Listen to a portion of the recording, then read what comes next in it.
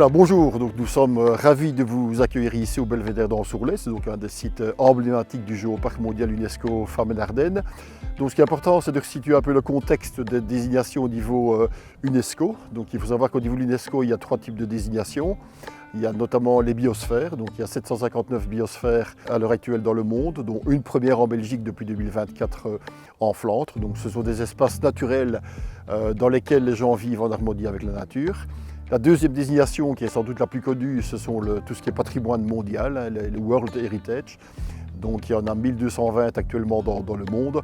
Donc citons par exemple le centre historique de Bruges, la Grande Place de Bruxelles et le fameux programme Géoparc UNESCO, donc qui est tout à fait nouveau, avec 213 géoparcs mondiaux UNESCO donc en 2025.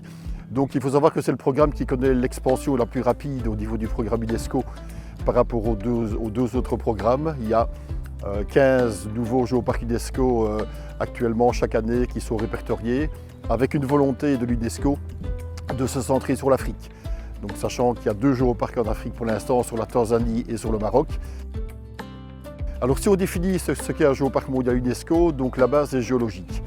Donc un géoparc, c'est un territoire qui présente une géologie de valeur internationale, donc avec évidemment cette notion de développement durable qui est importante, mais ce n'est pas que de la géologie. Donc un géoparc, c'est aussi l'archéologie, c'est l'histoire locale, c'est les produits locaux, finalement c'est l'âme des habitants.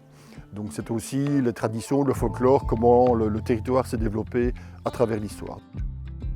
Depuis 2015, les géoparcs sont inscrits dans un programme scientifique international, donc ce qui permet dorénavant d'utiliser le logo UNESCO sur tous les moyens de communication du géoparc, donc ce qui assure une plus-value évidemment exceptionnelle en termes de visibilité et de promotion d'un territoire, avec une nuance malgré tout, c'est que seul le géoparc est reconnu UNESCO.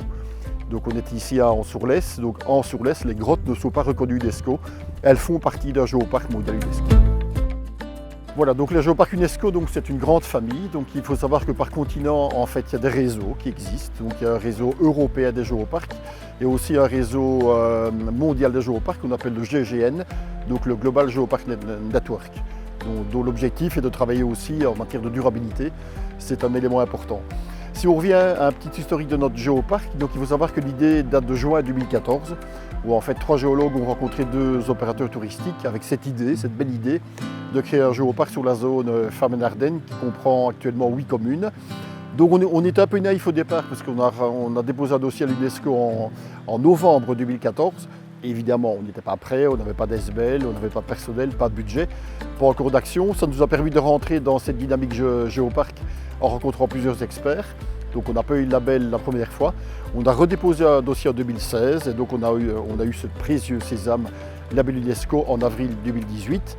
Donc sachant que comme tout géoparc mondial UNESCO, on est revalidé tous les 4 ans.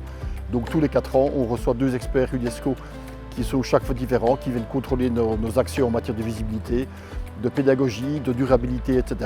Et si tout va bien, nous octroient une carte verte, ce qui était le cas pour nous en 2023. Donc nous avons ce label jusqu'en décembre 2027.